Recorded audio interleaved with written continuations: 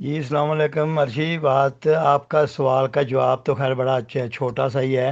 سوال بھی خیر چھوٹا ہے، جواب بھی چھوٹا ہی ہے، لیکن مصیبت ہے کہ ساتھ باقی بھی بات بتانی پڑ جاتی ہے۔ چھوڑی تو خیر میں نے ابھی ہے یہ سمجھ لیں 2010 میں اس اس بھائی صاحب کے یہ جو ابھی ابھی بیٹھا ہے جو کرسی پہ، اسی کے دور میں نے لکھ کے خط بھیجا ہے ان کو۔ پہلے 2 سال ان کے پیچھے پھرتا رہا کہ یہ میرے ان سوالوں کا کوئی جواب نہیں دے رہا۔ تمام مربیوں سے رابطہ کیا، ہر مربی سے، امیر بھی یہ موجود ہے ابھی بھی، ملک لال خان ابھی اس وقت بھی امیر ہے کینیڈا کا، اس کے پاس بھی 2 دفعہ گیا۔ سب سے بھی یہ مجھے ان سوالوں کے جواب چاہیے ہے جی۔ تو کتابوں میں ہیرا پھیری کی ہوئی ہے، جو کتابوں میں تحریفات ہیں، تو کسی نے کوئی پلہ نہیں پکڑایا۔ مجھے 2 سال انہوں نے باتوں میں ٹرکایا کہ اچھا جی کل کریں گے، پتہ لندن سے کریں گے، فلاں جگہ سے کریں گے، یہ ہے وہ ہے، اس طرح کی باتوں میں لگایا۔ بہرحال تو وہ جماعت تو میں نے 2012 میں چھوڑ دی تھی۔ ان کو خط لکھ کے بھیجا تھا کہ میرا آپ کے ساتھ کوئی تعلق نہیں ہے، کیونکہ آپ لوگ گمراہ ہو چکے ہیں۔ خیر آپ کی بات کا جواب تو اتنا ہی ہے۔ باقی رہی بات یہ کہ یہ لوگ جتنے بھی تکلیف محسوس کر رہے ہیں، ابھی آپ ہوں یا آپ کے ساتھی باقی بھی جتنے ہوں یہ بیٹھے ہوئے گروپ میں یا جو بھی سننے والے، آپ لوگوں کو تو چھوٹی موٹی تکلیفیں ہیں ساری۔ کسی کو کوئی چاہے چندے دینے کی تکلیفیں ہیں، کسی کو رشتوں کی تکلیفیں ہیں، کسی کو اس طرح کی کوئی ناانصافی کی، کوئی کسی کے مقدمے کے غلط فیصلے کی، بہرحال اس طرح کی تکلیفیں ہیں۔ اور جی عزیزان گرامی، میں نے تو ان کے لیے جیلیں دیکھی ہیں۔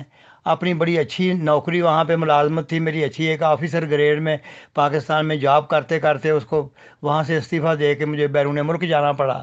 وہاں سے پھر میں عرب کنٹری میں اپلائی کیا اور وہاں جا کے استعفیٰ دے کے میں اچھی بڑی میرے ساتھی آج سے وہ 20-25 سال پہلے جو وہاں سے ریٹائر ہوئے ہیں وہ پینشن لے رہے ہیں، اور میں نے وہاں سے نوکری اپنی آدھی چھوڑ کے تو استعفیٰ دے کے مجھے وہاں عرب کنٹری میں جانا پڑا۔ تو وہاں جا کے ایک عرصہ جا کے بدوؤں کے ساتھ، جو یہ احمدیوں کے دوسرے سوتیلے بھائی ہیں، وہ بدو لوگ جو، تو ان کے ساتھ رنگ گزارا کرنا پڑا۔ تو میں نے تو زندگی میں تکلیفیں در تکلیفیں دیکھی ہیں، اٹھائی ہیں انہی کم بختوں کی وجہ سے۔ اور یہ سارا قصور جو میں نکالتا ہوں اپنے بڑوں کا نکالتا ہوں، کیونکہ قرآن پاک میں بڑا کلیئر لکھا ہوا ہے، بہت کلیئر، ایک جگہ نہیں لکھا، 3-4 جگہ پہ لکھا ہے۔ جس کسی کو حوالہ چاہیے میں دیتا ہوں کہ کیا اللہ تعالیٰ کہہ رہا ہے قرآن پاک میں کہ اپنے بڑوں کے پیچھے مت چلو کہ ان کو کوئی علم نہیں ہے، وہ جاہل ہیں، ان کے پیچھے مت چلو۔ تو میں بس وہ نہیں قرآن کی بات سنی، یا میں پڑھی نہیں چلو کہ ان کو کوئی علم نہیں ہے، وہ جاہل ہیں، ان کے پیچھے مت چلو۔ تو میں بس وہ نہیں قرآن کی بات سنی، یا میں پڑھی نہیں، یا میں غور نہیں کیا۔ بہرحال میری غلطیاں تھیں، تو میرے بڑوں نے میرا زندگی غرق کی۔ تو یہ بہرحال ایک بات ہے۔ تو بات کرتے کرتے پتہ نہیں چلتا ٹائم کتنا گزر گیا۔ ارشی جی آپ کو پتہ ہوگا کیونکہ میں نے کئی انٹرویو دیے ہیں، آپ کے ساتھ بھی دیے ہیں اور بھی لوگوں کے ساتھ۔ تو میں اب کئی بیچ میں نئے آنے والوں کو تھوڑا بتا دوں کہ میں یہاں کینیڈا میں آیا تھا 92 میں، 1992 میں یہاں آیا تھا کینیڈا۔ اور اس وقت سے لے کے، چونکہ اس وقت امیر جماعت تھے یہاں، مرحوم نسیم احمدی صاحب، ان کا ساتھ میرا بڑا، جب وہ پیدا ہوئے تھے اس وقت سے میرا ان کا تعلق ہے، کیونکہ وہ میرے چھوٹے بھائی کے کلاس فیلو تھے۔ تو بہرحال بات یہ کہ میں ان کے والد صاحب سے بھی میرے اچھے تعلقات تھے، مولانا احمد خان نسیم، ان کے باپ جو تھے۔ تو بہرحال بات یہ ہے کرنے کی۔ تو میں جب آیا تو آتے سال ہی انہوں نے مجھے جماعت کی ذمہ داریاں دینی شروع کر دی ادھر، کیونکہ میں اس لیے بتایا کہ وہ مجھے روا سے جانتے تھے، کہ میرا بیک گراؤنڈ جانتے تھے۔ تو انہوں نے کہا یہ ہماری یہاں ڈیوٹیاں کریں۔ تو میں نے یہاں جماعت کی ڈیوٹیاں کیں، اور قصہ مختصر، میں کوئی 20-22 سال متواتر یہاں پہ امام الصلاۃ کی ڈیوٹی کی ہے۔ پھر اس کے بعد اس کے علاوہ سیکٹری تعلیم و تربیت کی ہے، سیکٹری فنانس کی ہے، پھر ناظم اس کے مربی اطفال کی ہے، پھر ادھر کیا کیا گن کے بتاؤں، 20 میں نے ڈیوٹیاں کی ہیں۔ ہاں جی، نماز جمعہ پڑھانا ہے، تراویح پڑھانی، سارے کام درس دینے، میرے پاس سب خلیفوں کے خطوط موجود ہیں اپریسیشن کے۔ تو بہرحال یہ لمبا عرصہ کرنے کے بعد میں بھی آنکھیں بند کر کے ان کے پیچھے چلتا رہا لیکن اس وقت آنکھ کھلی جب میں نے سوشل میڈیا کے اوپر چند ایک ویڈیو دیکھیں تو پھر پتہ چلا کہ مجھے تو اس کی تحقیق کرنی چاہیے، جو کہ پہلے میں نے تفصیلی طور پر نہیں کی تھی۔ میں ویسے ہی آنکھیں بند کر کے چلتا رہا ان کے پیچھے، تو جماعت کی دن رات خدمت کی، چندے دیے، بڑا کچھ کرتا رہا، لیکن یہ ساری دنیا جانتی ہے اس بات کو۔ تو بات یہ ہے کہ پھر جب وہ مطالعہ کیا، پتہ چلا، تحقیق کی، تو کتابوں کے اندر کیا کیا کچھ ہیرا پھیریاں تو آپ کے بھی سامنے نظر میں آ گئی ہوں گی۔ تو باقی آگئی بات، یہ تحریفات کی بات ہے، نئی بات تھی، یہ سامنے آئی، اسی پہ میرا سوال کھڑا ہوا، تو اسی پہ پھر میری علیحدگی ہوئی۔ جی عزیزان گرامی، گزارش ہے کہ یہ باتیں کرنے کا مقصد قطعاً یہ نہیں ہوتا کہ ہم کسی کی مخالفت کریں یا کسی کو برا بھلا کہیں۔ بات یہ ہے کہ آپ نے یہ تو مقولہ سنا ہے کہ الحق و مرن، سچائی ہمیشہ کڑوی ہوتی ہے، اس کو سننا یا نگلنا بہت مشکل ہوتا ہے۔ تو گزارش ہے کہ اگر آپ عقیدت کی اینک اتار کر، یا جتنے بھی احمدی احباب ہیں یا جو سمجھنا نہیں چاہتے، جو درمیان میں نیوٹرل ہیں، ان کے لیے بھی گزارش ہے کہ جماعت احمدیہ کی تاریخ مکمل طور پہ جو ہے وہ اس طرح قتل و غارت سے بھری ہوئی ہے کہ اگر آپ عقیدت کی اینک اتار کے دیکھیں تو اگر چیدہ واقعات بھی گن کے بتائیں تو قادیان سے شروع کریں، انہوں نے قتل و غارت شروع کی، وہاں پہلے فخر الدین ملتانی کا قتل ہوا، اس کی تفصیل ذرا آرام سے سنیں، ان خلیفوں کے خطبوں پہ مت جائیں۔ وہ جیسے کسی نے لکھا ہے نا کہ واعظ کے اہتمام مناجات پر نہ جا، یہ تو تمام بندے پھنسانے کے ڈھنگ ہیں جی۔ تو ان کے خلیفوں کی چکنی چپڑی باتوں پہ مت جاؤ، حقیقت کو سمجھنے کی کوشش کرو اور اپنی آنکھیں کھولو کہ آپ لوگ چندے دے کے آپ لوگ قربانیاں دے کے آپ لوگوں نے اپنے خاندان ختم کر لیے، لیکن ان کے محل اونچے سے اونچے بنتے گئے، ان کے محل اور جائیدادیں وہ زیادہ سے زیادہ بڑھتی گئیں۔ آپ کی آنکھیں کیوں نہیں کھولتی؟ اب جتنے انہوں نے پاکستان میں آ کے واقعات کرائے، 1953 سے شروع کریں، 1953 سے، اس کے واقعات کی تفصیل اگر آپ نے سننی ہو تو الگ پروگرام رکھ لیں، کیونکہ وہ پروگرام بھی لمبا ہے۔ اس میں ان کی خلیفہ ثانی کی کیا کیا اس میں جھوٹ فریب چلاکیاں تھیں۔ اس کے بعد آگے چلتے آئیں تو سن 1970 میں بھٹو کے الیکشن کے دوران انہوں نے کیا کیا کچھ کیا، غریب عوام مر گئے، قتل ہو گئے، جیلوں میں چلے گئے، ان کو تکلیفیں اٹھانی پڑیں کئی دن جا کے۔ پھر ان کو تو کسی کو کوئی نقصان نہیں ہوا، ان کو کیوں نقصان نہیں کہ ان کے اوپر اللہ کا فضل زیادہ ہے، اور آپ لوگ کیوں اتنے زیادہ گناہ گار ہیں کہ آپ لوگ قتل در قتل ہوتے جا رہے ہیں۔ پھر آگے جا کے 1974 کے واقعات آتے ہیں، اس میں پورے پاکستان میں احمدیوں کو کتنے نقصان اٹھانے پڑے ہیں۔ گجرانوالہ میں ایک دن میں 24 گھروں کو وہاں پہ توڑا پھوڑا گیا، آگ لگا دی گئی۔ فیصل آباد میں اسی طرح میں وہ تحصیل ٹوپی، اپنا ضلع مردان، وہاں پہ ادھر کیا 7-8 احمدیوں کے گھر ایک دن میں وہ جلائے گئے، اور اس طرح کافی تفصیل ہے لمبی چوڑی سن 74 کی۔ پھر اس کے بعد وہ ریلوے اسٹیشن کا واقعہ 1974 کا، یہ سارے جو ہے یہ ان کی باقاعدہ پلاننگ تھی ان کی، یہ تمام پلاننگ کر کے منصوبے بنائے گئے تھے۔ یہ میں لاہور کی مسجدوں کے واقعات جو تھے، جن کو آپ یہ رو کے ان کے آنسو دیکھتے ہیں، پھر یہ ساری چیزیں تھیں کہ تاکہ احمدی مریں اور وہ اپنی مظلومیت کا ڈنڈورا پیٹیں اور باہر جا کے ویزے ملیں اور باہر جرمنی پہنچیں اور ادھر کینیڈا پہنچیں اور ادھر ناروے سویڈن پہنچیں۔ تو ساری یہ پلاننگ تھی تاکہ ہمیں زیادہ سے زیادہ چندے ملیں، ڈالروں میں ملیں، کیونکہ وہ روپے کی تو ویلیو ختم ہو رہی تھی۔ اسی طرح کر کے دن بدن اب خود سوچیں، آپ اپنی عقل کو استعمال کریں، ہم آپ کے خیر خواہ ہیں، آپ کے دشمن نہیں ہیں۔ وہ ڈاکٹر مہدی علی قمر اور وہ کیا تھا وجیہ سواتی والا قصہ، آپ ذرا کوئی عقل کو استعمال کریں کہ ایک بندہ وہاں پہ قتل اس کو خود کر کے قبرستان کے دروازے پہ تو وہاں سے اٹھا کے کینیڈا لایا جا رہا ہے۔ بھی وہ کیا، اس میں کیا سیاست تھی؟ آپ کو یہ سمجھ نہیں آتی ان باتوں کی؟ اور خدا کے لیے اپنی آنکھیں کھولیں، کان کھولیں، اور کوئی اپنی عقل کو کوئی تھوڑا ہلائیں چلائیں، کوئی سمجھنے کی کوشش کریں۔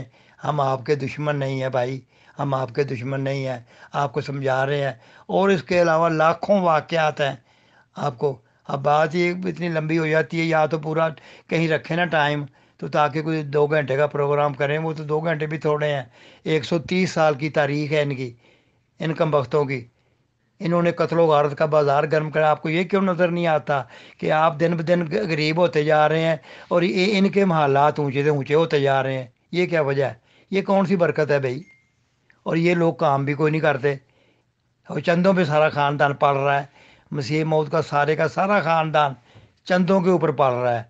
یا کوئی ثابت کریں کسی کا کوئی ہے کاروبار، یا انہوں نے سود پہ روپیہ لگایا ہوا ہے؟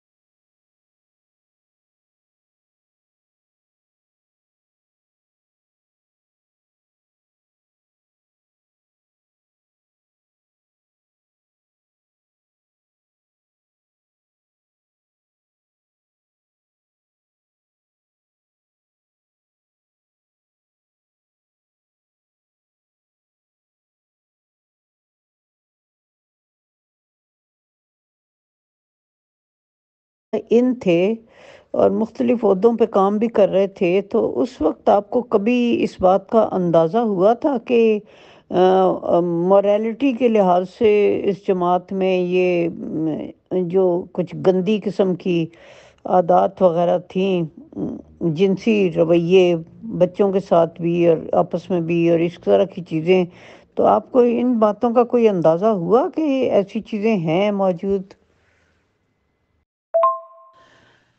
جی ارشی جی، گزارش ہے کہ یہ جو آپ نے سوال فرمایا ہے، اس کے بارے میں بہت دیر 2 سال پہلے تقریباً شاید آپ کو ہی انٹرویو دے چکا ہوں۔ اس میں نے بیان کیا تھا کہ جن دنوں میں زیر تعلیم تھا وہاں پہ ربوہ میں، 1954 میں، یعنی 1954 میں، جب خلیفہ ثانی پہ چاقو کا حملہ ہوا تھا، میں نے اس کا واقعہ بھی بیان کیا تھا، بتایا تھا۔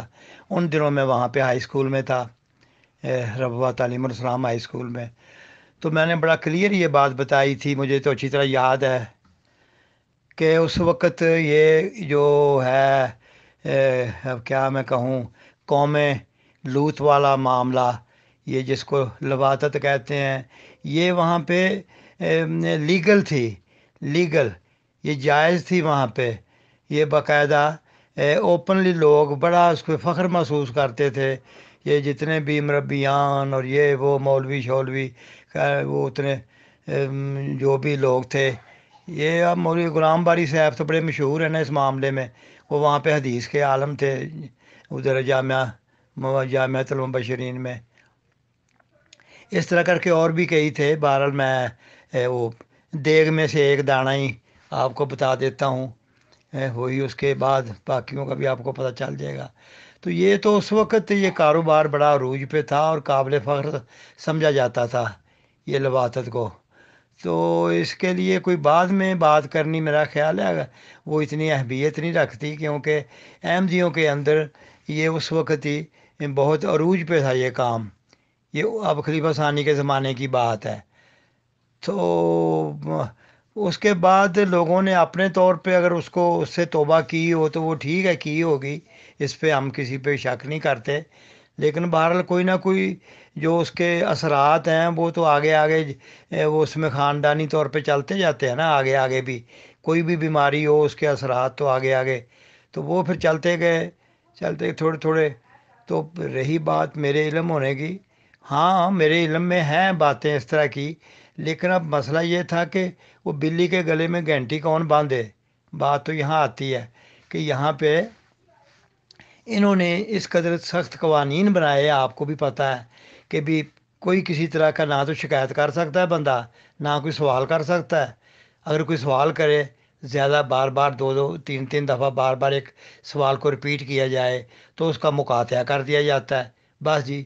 اب جس سے وہ ایک دفعہ اعلان کر دیں کہ بھی اس بندے سے بات نہیں کرنی، یہ بار بار سوال کرتا ہے، تو ساری جماعت اس کے پیچھے مقاطعہ کر دیتی ہے۔ تو یہ ان کے اس طرح کے قوانین ہیں جس کی وجہ سے بار بار اس سوال کو اٹھانا ایک قسم کا مشکل ہو جاتا تھا۔ اور پھر دوسری بات یہ ہے کہ پھر اب اگر میں بات ایک کرتا ہوں تو کوئی ضروری نہیں کہ میرے بہن بھائی یا دوسرے میرے عزیز و اقارب بھی میری حمایت کریں۔ وہ بھی اتنے عقیدت مند ہیں کہ وہ آنکھیں بند کر کے اندھوں کی طرح وہ خلیفے کی بات کے پیچھے چلتے ہیں۔ میں جتنا مرضی چیخوں چلاؤں، میری بات پہ کوئی کوئی سنتا نہیں۔ میں اسی انٹرویو کا ہی حوالہ دیتا ہوں، بات میری لمبی ہو رہی، معاف کرنا۔ کہ جب خلیفہ ثانی ادھر گئے تھے باہر وہ فرانس اوپرا والی کہانی، وہ 1924 والی، تو اس وقت میرے دادا کے چھوٹے بھائی چوری علی محمد صاحب ساتھ گئے تھے، ان کے اسپیشل دوست کی حیثیت سے۔